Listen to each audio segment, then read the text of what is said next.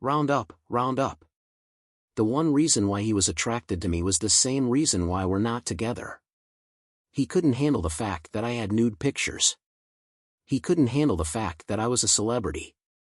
He didn't like the fact that his friends all wanted me. What happened to R&B singer Blu Cantrell? Why did she suddenly disappear from the spotlight after her hit songs like Hit 'Em Up Style? Fans have been worried for years. Was it personal struggles, career problems, or something more? Now, Blu Cantrell finally confirms the truth. This is a story about a shady record contract, racy photos, and even rumors of a mental breakdown. And yes, we'll talk about what happened between her and Jay-Z. Let's find out what she revealed. Blu Cantrell was born Tiffany Cobb in Rhode Island. She was given the name Blue because of her love for the color blue. "Is that your birth name?" someone once asked her. "No, Blue is my nickname. My real name is Tiffany." Her name was catchy, and her mother gave it to her when she was young. Blue's mother, a jazz singer, raised Blue and her 5 siblings on her own. Blue once said her dad, a former NBA player, wasn't around much and left the family when she was young. "I have a deadbeat dad, so he hasn't been around. He's a professional ball player, doesn't really represent much from back in the day." When asked for his name, she hesitated. "I shouldn't have even brought that up."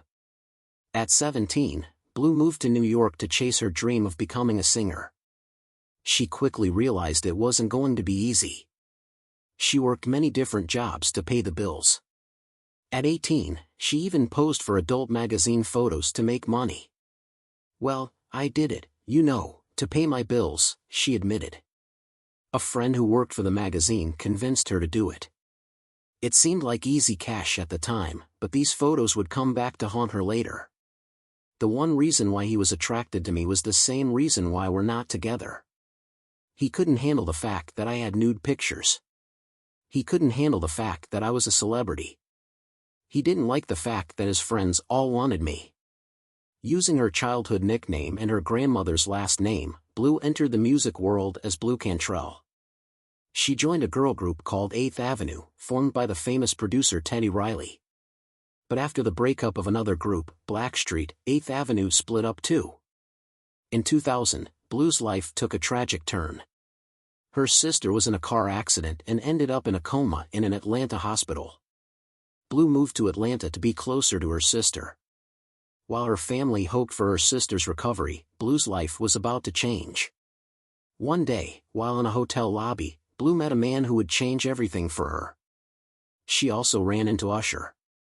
These meetings led her to Christopher "Tricky" Stewart, the co-founder of Red Zone Entertainment. At the time, Tricky was riding high after producing Maya's hit song Case of the X. Impressed by Blue's voice, Tricky asked her to sing background vocals for well-known artists like Faith Evans, Puff Daddy, and Aaron Hall. He even invited Blue to stay at his home in Atlanta. As Blue's career began to rise, things weren't always smooth. She faced challenges in the music industry, including a controversial record contract, and her racy photos from the past started to affect her image. Later, Blue faced mental health struggles, and rumors started swirling about what really went wrong. Blue had a lot on her plate. When it came time to decide whether she should return to New York, she was still dealing with a lot of stress. Even though her sister had come out of a coma, there was still a long recovery ahead. Blue wasn't sure if she was ready to jump back into life in New York. However, something about being around Tricky's family made her feel like it was the right move. She had been living alone for so long, and she longed for the stability of being around people who cared for her. So, she decided to stay in Atlanta and even moved in with Tricky and his family for a while. While staying with Tricky, he told her he was going to call his friend L.A. Reid, the president of Arista Records, to listen to some of her songs. Blue didn't believe him at first, but soon enough, L.A. Reid was in the studio with them. He was impressed by Blue's amazing voice and offered her a deal on the spot. Blue was ready to sign right away, but Tricky told her to slow down and think things through. They decided to send L.A. Reid away and discuss it more. Soon, news spread about the new singer with the incredible voice. Before long, 10 different record labels were fighting to sign her. L.A. Reid wasn't about to let anyone else get her, so he offered her the best deal and even threw in a Ferrari to sweeten the deal. Blu was happy to sign with Arista, but little did she know, she was also signing away all of her future profits. She quickly got to work on her debut album. One of the first songs she recorded was Hit 'Em Up Style, written and produced by Dallas Austin. Blu also traveled to Indianapolis to work with legendary producers Jimmy Jam and Terry Lewis. She walked into their big studio, and as a pianist played, she began singing a melody. The song she worked on was called I'll Find a Way. In an interview, Blu shared that the song was full of emotion because she was dealing with her sister's health issues and a bad relationship at the time. Hit 'Em Up Style was released in April 2001 and became an instant hit. It reached number 2 on the Billboard Hot 100. Blu was sent on a nationwide tour to promote the song and even received a Grammy nomination. Her debut album, So Blue, was released in July 2001 and went on to be certified gold. Blu worked hard to get her music noticed. She didn't just sit back and hope people would listen to her albums. She went to record stores and convinced store owners to buy more copies. By building good relationships with these owners, she helped her album go platinum. It was a smart move, and it paid off. At an awards show, Blu met an NBA player. She never revealed his name, but she told Wendy Williams that he pursued her relentlessly. He kept calling me and calling me and calling me. Eventually, I started dating him, ended up falling in love, meeting his mother, staying with him, the whole night. Her career was doing well, and she was happy. But then, things took an unexpected turn. In May 2002, some old photos of Blu from Blacktail magazine resurfaced. Blu handled the situation with grace. She told the Atlanta Journal-Constitution, AJC, that she would even sign one of those photos if someone wanted it. She also told The Guardian that the pictures kept her name in the news, so she wasn't too upset about them. In fact, Blu made a deal to pose for Playboy magazine, earning a $1 million payout. She was also invited to perform at the Playboy Mansion. But not everyone was happy with the photos. A British radio station, Radio 1, briefly banned her music. Sadly, the pictures also ended her relationship with the NBA player. They decided to break up in 2003. The one reason why he was attracted to me was the same reason why we're not together. He couldn't handle the fact that I had nude pictures. He couldn't handle the fact that I was a celebrity. He didn't like the fact that his friends all wanted me. That year, Blu released her second album, Bittersweet. It performed well, reaching number 7 on the Billboard charts and earning another Grammy nomination. But more rumors started swirling, especially about her and Jay-Z. Even though Jay-Z was dating Beyoncé, people speculated there was something more between him and Blu. Blu, however, always said they were just friends. In an interview with Wendy Williams, Blu admitted she had a crush on Jay-Z. "I have a big crush on him," she said. "And I wouldn't turn him down." But there was more to the story, especially when Beyoncé seemed to be sending messages through her music. Is thinking Blu believed that if Beyoncé had issues with her partner, she should address them directly instead of targeting another woman. In any case, a lot of strange things happened in Blu's life after she publicly called out Beyoncé. Behind the scenes, Blu had her own love story. While working with Puff Daddy, she met a producer named Tony Darrow. He appeared as her love interest in Blu's music video for Make Me Want to Scream. They started dating, and Blu was so in love with him that she hired him as her tour manager.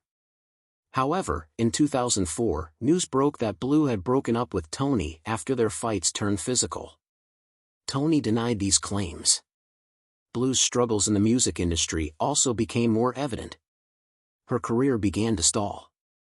She shared in an interview that when L.A. Reid, the head of her label Arista, left, she no longer wanted to stay with the label. Things became chaotic, and the people in charge of her music forgot to renew her contract. This mistake meant Blu was no longer tied to the label, leaving her without a record deal. Despite this setback, she didn't stop making music. She toured and worked on her music independently. In 2007, Blu took part in a stage play called Gossip, Lies, and Secrets, starring alongside Kenya Moore and Lisa Ray. The following year, she appeared on a reality show called Celebrity Circus. Unfortunately, she was eliminated early. Rumors also spread that she was having a relationship with a fellow contestant, Antonio Sabato Jr., but Blu's representative denied this, saying they were just having fun. After that, she seemed to disappear from the public eye. In an interview, Blu shared that she had moved to London for a while to escape the pressure of fame. She just wanted to live a normal life, away from being in the spotlight all the time. By 2012, she was ready to work on a new album. However, that album still hasn't been released, and fans are still waiting for new music from her. In 2014, Blu made headlines again when TMZ reported that she was found running through the streets of Santa Monica at 2 a.m., saying someone had poisoned her. She was taken to the hospital for a psychological evaluation. Instead of treating it with the care it deserved, the tabloids pounced, turning a real issue into dramatic headlines for clicks. Back then, people weren't as open about mental health as they are now. Instead of seeing her as someone going through a tough time, the narrative shifted. Suddenly, the same industry that celebrated her started keeping their distance. Collaborations were gone, gigs were few and far between. It was like they decided she wasn't safe enough to work with anymore, which only made things harder for her. Blu later described herself as a one-hit wonder. No one knows exactly what happened to her, but it seemed like things were getting worse. Looking back at her career, Blu has expressed regret about some of the decisions she made. She said that when she first joined the music business, she didn't understand how artists often get taken advantage of. She explained that her record label advised her to hire a lawyer, but it turned out that the lawyer worked for the label too. This was a problem because the lawyer didn't have her best interests in mind. She also said that the label took credit for much of her music, leaving her without the money she deserved. Despite all this, she never saw a dime from her time at Arista. It was only then that she realized she hadn't made nearly as much money as she should have during her time at the label. Speaking to You Know I Got Soul about what she would have done differently, she said she wishes she had been more educated on the music business before signing that Arista contract. I would have got my lawyer because that lawyer ended up representing them, which was a conflict of interest. So they were all working together to basically take what was mine, she claimed.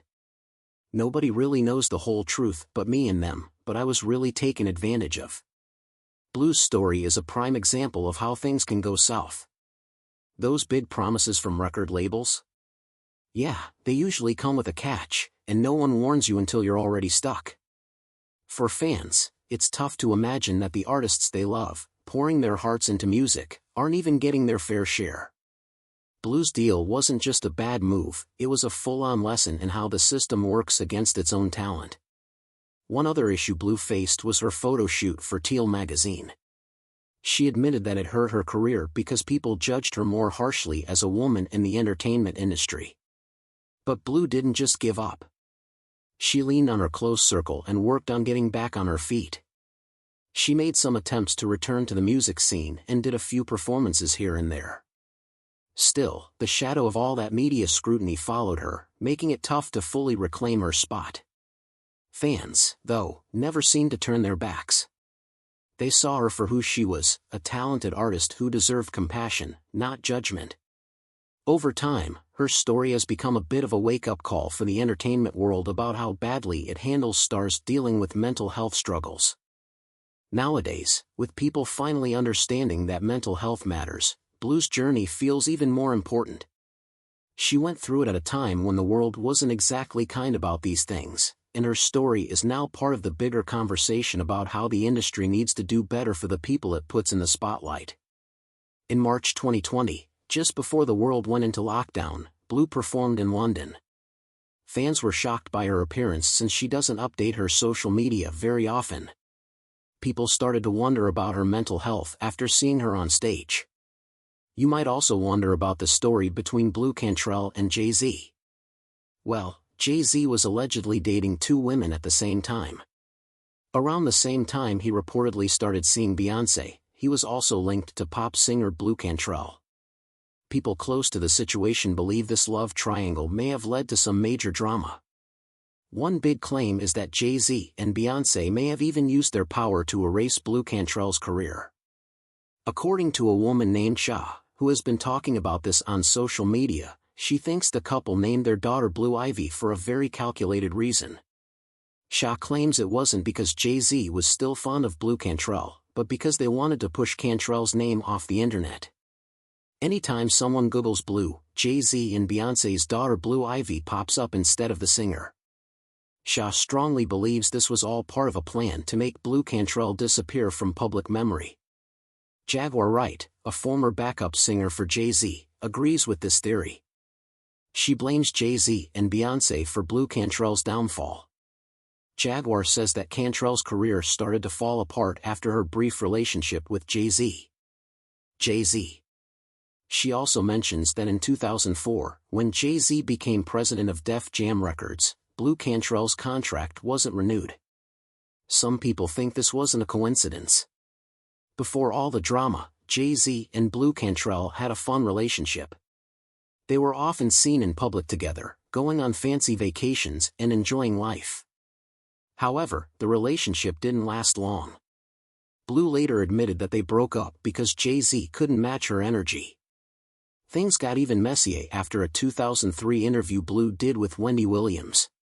During that interview, Blu openly talked about her crush on Jay-Z and even gossiped about Beyoncé. This interview may have been a turning point for Blu.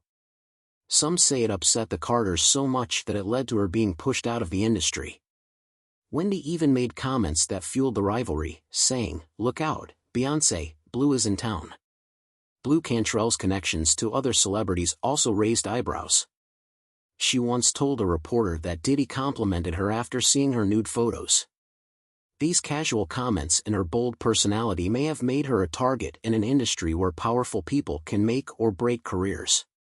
Jaguar Wright and others believe this isn't just about Blu Cantrell. They think other talented singers like Aaliyah, Maya, and Monica also faced challenges because of Beyoncé's rise to fame. They suggest that the Carters used their influence to clear the path for Beyoncé by sabotaging others. Jaguar Wright even called out Blu Cantrell directly, saying, "Blu, it's time to talk. Jay-Z worked very hard to erase you and me." This ongoing conversation about love triangles, power, and sabotage in the music industry has sparked a lot of speculation. While some people think these claims are just rumors, others believe there might be some truth to them. What do you think? Could Blu Cantrell's career have been intentionally sabotaged, or was it just bad timing? Despite all of these struggles, we hope Blu can find peace and release new music for her fans. We're rooting for her and wish her all the best. What do you think about Blu Cantrell's career? Let us know in the comments.